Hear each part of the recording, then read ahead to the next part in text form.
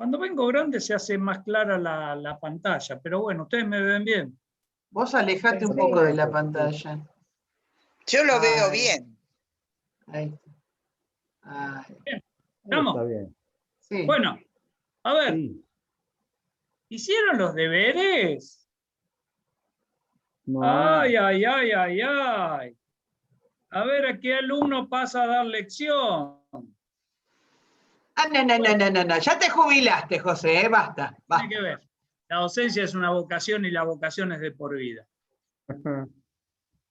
Bueno. Se pierde el pelo, se pierde el pelo. Pero no las manos. Bueno, para ponernos en tema, habíamos terminado o habíamos estado considerando 1 Pedro capítulo 3, ¿sí?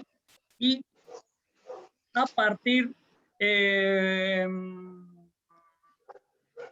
versículo 15, adoren a Cristo como el Señor de su vida, ornen en su corazón a Cristo como el Señor, y si alguien les pregunta acerca de la esperanza que tienen como creyentes, estén siempre preparados para dar una explicación, pero háganlo con humildad, con gentileza, mansedumbre y respeto, y mantengan siempre limpia la conciencia, o pórtense de tal modo que tengan tranquila su conciencia. Habíamos considerado los dos primeros, que era poder dar respuesta a nuestra esperanza. ¿Sí? No, a veces nos confundimos, decimos tenemos que dar respuesta de nuestra fe, no, es de nuestra esperanza, en qué creemos,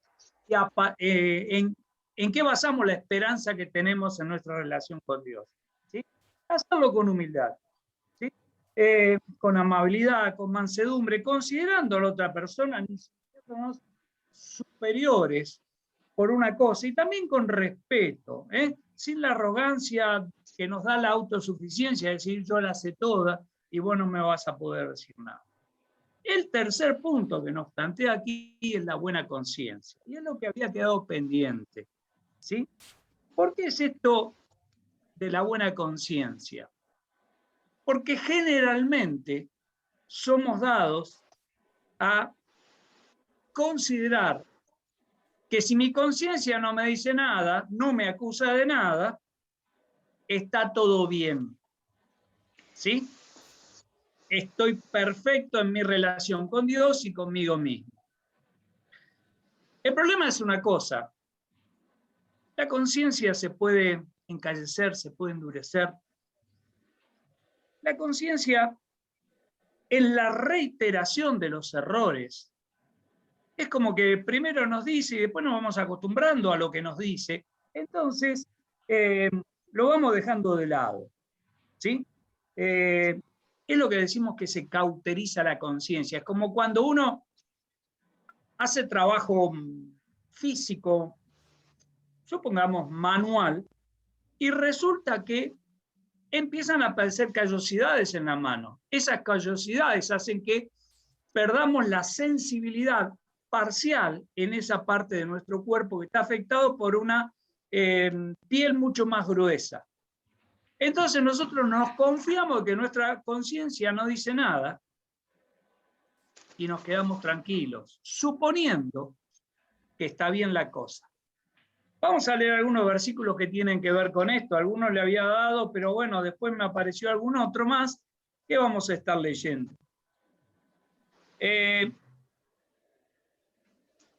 Hechos 24:16. La defensa de Pablo ante Félix, el gobernador, dice, por eso procuro o me esfuerzo siempre de tener limpia mi conciencia delante de Dios y de los hombres.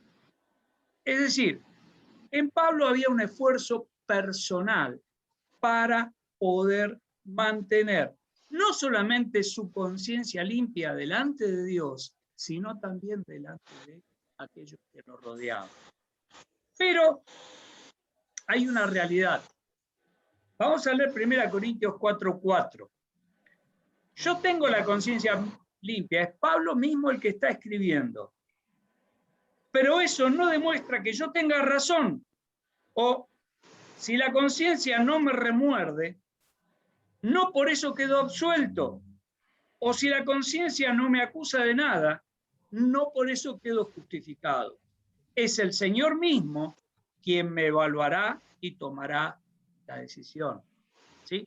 O sea, nuestra conciencia es una primera medida, está bien, pero tengamos presente que no es la única medida sobre la cual nosotros podemos decir, bueno, pero mi conciencia no me dice nada, ¿eh? Y Pablo dice, yo tengo limpia mi conciencia, pero eso a mí no me garantiza nada. La realidad es que Dios es quien me va a evaluar, y Dios juzga no solamente lo que nosotros podamos hacer, sino también las intenciones del corazón al hacerlo. Por lo tanto, cuando Jesús expresa allí en el Sermón del Monte un montón de actitudes que la gente decía, yo no mato a nadie, pero cuando mirás con odio a un hermano lo estás matando en tu corazón. Y eso es lo que Dios reprende y te está diciendo, asesinaste a tu hermano, cuando en realidad no lo mataste físicamente. Y un montón de actitudes. Por eso es tan importante poder evaluar nuestra conciencia, pero principalmente a la luz de la palabra de Dios, porque es Dios quien nos va a juzgar.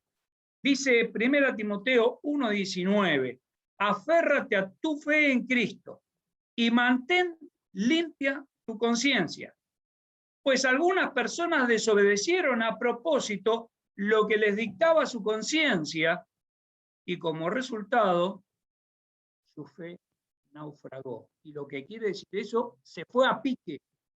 Es decir, una vez escuché una definición de un hermano mientras que hablaba, la conciencia es en el barquito en el que navega nuestra fe. Si nuestra conciencia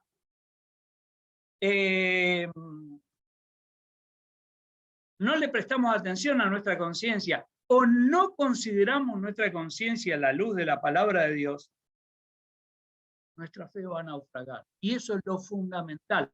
Por eso le quiero dar tanta importancia a este concepto de la buena conciencia. La buena conciencia, como es algo que se puede llegar a tergiversar y se puede llegar a cauterizar, no es una sola medida. ¿Ustedes vieron cuando apuntan un arma? El arma tiene dos lugares, una parte atrás, o la mira se compone de dos partes, una atrás, cerca de donde se está disparando, se está sosteniendo el arma, y otra en la punta del arma. Y uno tiene que alinear esos dos puntos para poder, por lo menos, tener la puntería necesaria. Después se verá cómo uno se dio las cosas, pero si uno quiere tener éxito en el disparo, tiene que alinear la mira, los dos puntos tienen que estar alineados. La conciencia por sí sola no es una medida. La conciencia alineada con la palabra de Dios, respetando lo que la palabra de Dios nos indica, sí es una medida confiable y respetable para tener presente. ¿Sí? Ahora bien, la buena conciencia no es un testigo fiel y para que sea efectiva debe estar alineada con la palabra de Dios. Vamos a seguir leyendo. El versículo 16 dice, entonces, si la gente habla en contra de ustedes, será avergonzada a ver la vida recta que llevan porque pertenecen a Cristo. ¿Sí? Comportándonos de esta manera, respetando, respondiendo con humildad, con mansedumbre, teniendo buena conciencia, aunque nos acusen de cosas de manera falsa, ellos mismos serán avergonzados al considerar nuestra conducta. ¿Sí? Seguimos con el versículo 17. Y acá empieza como a hacer un cierre de esto. Recuerden que es mejor sufrir por hacer el bien, si esto es lo que Dios quiere, que sufrir por hacer el mal. Y hay una realidad. Sufrir por hacer el bien, está bien, tenemos que sufrir a veces. En la voluntad de Dios a veces, acordémonos, esto lo vamos a hablar también cuando veamos un poco más adelante en el capítulo 4 también, que se sigue tratando este tema. La escuela del dolor la escuela de Dios es la del dolor. No es porque sea una persona que realmente le encanta hacer sufrir a la gente. No, al contrario, es que nosotros, si no sufrimos, no aprendemos. Y somos nosotros los que necesitamos de esas actitudes o de esas situaciones para realmente saber dónde está apoyada nuestra fe. En los momentos de sufrimiento, en los momentos de dolor, es donde buscamos una pisada firme. Y la pisada firme, o aquellas cosas que nosotros pensamos que eran firmes. Yo no sé si alguna vez les pasó a ustedes tener que subir sobre un montón de piedras, ¿sí? Y ustedes se ponen el pie arriba de una piedra y piensan de que la piedra está estabilizada. Cuando apoyaron todo su peso ahí, la piedra se empezó a mover. Y uno a veces termina mal, ¿sí? Listo, dejamos ahí. Le voy a dar un ejemplo. Ahora no lo voy a dejar con intriga. Este verano, de entre los trabajos, me tocó pintar, ¿sí? Estaba arriba de una escalera, en una mano la lata de barniz, y subido a la escalera, digo, total, la escalera se mueve, pero si yo me corro para un costado, la escalera se va a quedar quieta. Llegué arriba y la escalera empezó a hacer y José empezó que me caigo. Terminé enchastrando la ventana, el piso ni le cuento, porque voló por todos lados. Olvídense del tachito, olvídense de todo. Yo me agarré la escalera y... ¿Por qué? Porque yo me confié en algo que podía mantener el equilibrio. Bueno, las pruebas son eso. Ponen a prueba aquellos puntos sobre los cuales nosotros pensamos que estamos firmes, pero en realidad no lo están. Por lo tanto, necesitamos de estos momentos. Es como dije antes, Dios no es masoquista, no le gusta hacer sufrir a la gente. A nosotros tampoco nos gusta sufrir, pero nos guste o no, como le dije la otra vez, Dios nos susurra en los momentos de venganza, de bonanza, pero nos grita en los momentos de dolor. Bueno, nadie sufra, perdón, recuerde que mejor, si eso es lo que Dios quiere, que sufrir por hacer el mal, ¿sí? Cuando sufrimos por hacer el mal es la consecuencia natural y normal de nuestros errores. No podemos quejarnos de que estamos sufriendo porque nos pecaron robando. Y mirá la vergüenza que estoy pasando. No hubiera robado. Es la consecuencia lógica normal de obrar mal, es estar sufriendo. Ahora bien, si sufrís haciendo el bien, bueno, evidentemente es Dios quien lo está permitiendo. Y cuando Dios permite algo en nuestra vida es para nuestro bien. Porque Él está en control de cada una de las situaciones, ¿sí?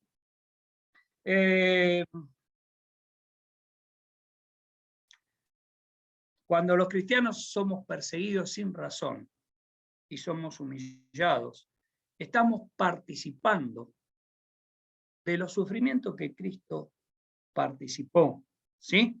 Y bueno, si es la voluntad de Dios, es porque algo tenemos que aprender en esas situaciones. Versículo 18.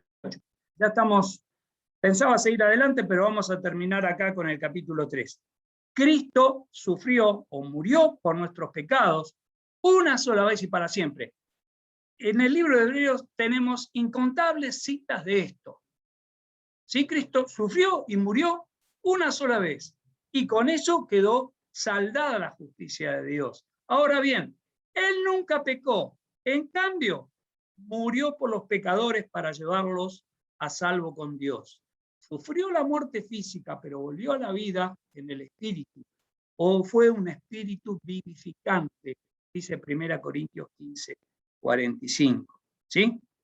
La realidad es que nadie sufrió tanto como Jesús por hacer tanto bien. No solamente la sanidad, no solamente la resurrección, lo más de las personas, sino lo más importante es nuestra reconciliación con Dios. Ahora bien, Él no sufrió, nadie sufrió tanto como Él, siendo inocente y también sin tener culpa. Ahora bien, plantea en este versículo los sufrimientos que Cristo sufrió o padeció por nuestro bien, para llevarnos a salvos con Dios. Y ahora vienen dos versículos que son versículos bastante conflictivos, y cuando hay versículos conflictivos buscamos alguna interpretación, y si en los eruditos tampoco la hallamos, los vamos a leer porque corresponde, pero vamos a quedarnos allí. Ubícame, Versículo perdón, ubícame dónde estás ahora. Primera Pedro, capítulo 3, 19 y 20. Vamos a empezar a leer. Por lo tanto, fue a predicarle a los espíritus encarcelados, o fue a proclamar su victoria a los espíritus que estaban presos. Esos que desobedecieron a Dios hace mucho tiempo, cuando Dios esperaba con paciencia, mientras Noé construía su barco. Solo 8 personas se salvaron de morir ahogadas en ese terrible diluvio. ¿Sí? La proclamación del triunfo de Cristo sobre el mal, conseguido allí en la cruz. Y como dije antes, son versículos bastante de difícil interpretación. Entonces, muchas veces nosotros nos quedamos enroscados. ¿Vieron como cuando uno no tiene buena conexión y le queda ahí dando vueltas? Y nos quedamos enroscados en eso, ¿sí? Y yo quiero entender esto. Y bueno, hay cosas que tenemos que entender, que si Dios no la dejó expresamente revelada, no hacemos y no empecemos a generar contradicciones respecto de esto, ¿sí? Simplemente no quiero agregar un nuevo problema, pero una vez me comentaron, ¿qué pasó con Jesús de los 12 a los 30 años? No sé, porque la Biblia no me lo dice. Evidentemente lo que me dice la Biblia es que él fue sin pecado. No sé lo que hizo en ese tiempo, pero vaya si tenemos que saber lo que hizo de los 30 a los 33. Entonces nos quedamos preocupados por no saber qué hizo Jesús en esos 18 años. Preocupémonos por lo que hizo en los 3 años, lo que nos dejó de enseñanza en esos 3 años. Con eso nos alcanza y nos sobra la vida, ¿sí? Y acá pasa lo mismo. Ahora bien, podemos aseverar algunas cosas. Por ejemplo, algunos piensan de que acá se está planteando una segunda oportunidad. No hay tal segunda oportunidad para los seres humanos. Hebreos 9:27. Está establecido para los hombres que se mueran una sola vez y después de esto el juicio de Dios. Y es un juicio para todo el mundo. A los cristianos también. Seremos juzgados, pero no para condenarnos. Tendremos un juicio, el juicio del Tribunal de Cristo, para recompensas, ¿sí? Los que no aceptaron a Jesús como su Salvador durante su vida aquí en la tierra, tendrán otro juicio, que será de condenación, el juicio del gran trono blanco. Y allí se comparecerá, y los que comparecerán allí serán directamente condenados. Está establecido a los hombres que mueran una sola vez. No hay otra oportunidad en cuanto a esto. Y después de esto, el juicio. Y un versículo que lo tenemos que grabar, Deuteronomio 29:29. Me encanta cómo está en esta traducción, ¿sí? El Señor nuestro Dios tiene secretos que nadie puede conocer. Muchas veces el orgullo humano pretende conocer todas las cosas. Los discípulos le decían a Jesús, ¿cuándo van a suceder todas estas cosas? ¿Cuándo vas a volver? El día y la hora no solo sabe mi Padre. Nos dejó, sí, pautas, pero no nos dio una fecha. Respetemos eso. Hay cosas que tiene secretos que nadie puede conocer. Esto no quiere decir que cualquier cosa que no entendamos de la Biblia, bueno, esto es un secreto de Dios. No. Esforcémonos por entender. Pero realmente hay pasajes como este de acá que estamos considerando, que aún los mismos estudiosos, los que escribieron los comentarios, dicen, son difíciles de entender, podría decir esto, podría decir lo otro. Bueno, no nos conflictuemos tanto la vida con lo que podría decir. Tengamos presente esto. Hay cosas secretas que nadie puede conocer. No se nos pedirá cuenta de ellos. Sin embargo, nosotros y nuestros hijos, y esto subrayémoslo, somos responsables por siempre de todo lo que se nos ha revelado, a fin de que obedezcamos todas las condiciones de estas instrucciones.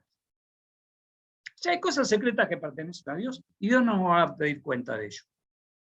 No entendemos bien lo que quiere decir este pasaje que fue a predicar a los espíritus encarcelados. Hay varias opciones en cuanto a su consideración. Pero, hermanos, estamos considerando una epístola ya hace cuánto tiempo, y cada vez tenemos más responsabilidad, porque Dios nos está hablando de actitudes que tenemos que tener, y esa sí nos va a pedir cuenta. Nosotros y nuestros hijos somos responsables por siempre de todo lo que se nos ha revelado, a fin de que obedezcamos todas las condiciones de estas instrucciones. Nos quedan 2 versículos. El agua del diluvio simboliza el bautismo que ahora los salva a ustedes, no por quitarle la suciedad del cuerpo, sino porque responden a Dios con una conciencia limpia, o si no, en el compromiso de tener una buena conciencia delante de Dios. Y es eficaz, o esta salvación es posible, por la resurrección de Jesucristo. Nuestra resurrección junto con Jesucristo es lo que simbolizamos mediante el bautismo. El bautismo no nos salva, simplemente lo que hacemos con el bautismo, que siempre lo explicamos, es hacer una demostración exterior de una decisión ya tomada previamente. ¿Sí? Lo que nos salva es la muerte y la resurrección de Cristo. Mediante el bautismo, como hijos de Dios, nosotros manifestamos esa decisión de cambiar nuestro modo de vida. Similar como el agua del diluvio permitió que pasaran y no murieran Noé y su familia. Sí, seguimos con el versículo 22. Ahora Cristo ha ido al cielo. Él está sentado en el lugar de honor al lado de Dios, y todos los ángeles, las autoridades y los poderes aceptan su autoridad. La exaltación de Cristo es a la diestra del Padre, ¿sí? Y tiene la sumisión de todos los seres espirituales, sean buenos o malos, ¿sí? Todo está sometido a Cristo, ¿sí? Y un día toda la humanidad lo va a reconocer esto. Bueno, hermanos, un poco más larguito, pero no podía dejarlo por la mitad. Terminamos con una oración. No sé si no, creo que hayas leído, pero escribió Liliana diciendo No, que se... Vamos por Liliana también. Nuestro Dios y Padre, te damos gracias por tu amor, por cada una de tus provisiones. Gracias, Señor, por tu Hijo Jesucristo, aquel que murió, pero también resucitó para nuestra justificación. Gracias, Padre Celestial, porque podemos confiar en ti, a pesar de las circunstancias que nos tocan vivir. Sabemos que tú estás en control. Pedimos por Liliana, Señor, por su salud, por estas líneas de fiebre que está teniendo, que tú estés obrando también en sanidad para ella. Señor, te pedimos por cada uno de nosotros, los motivos de oración que se han presentado anteriormente también, que tú estés poniendo tu mano en cada situación, en cada circunstancia. Pedimos por la iglesia, Señor, para que podamos fortalecernos en ti. Gracias por todo. Despedinos en tu paz y con amor. En el nombre del Señor Jesús. Amén.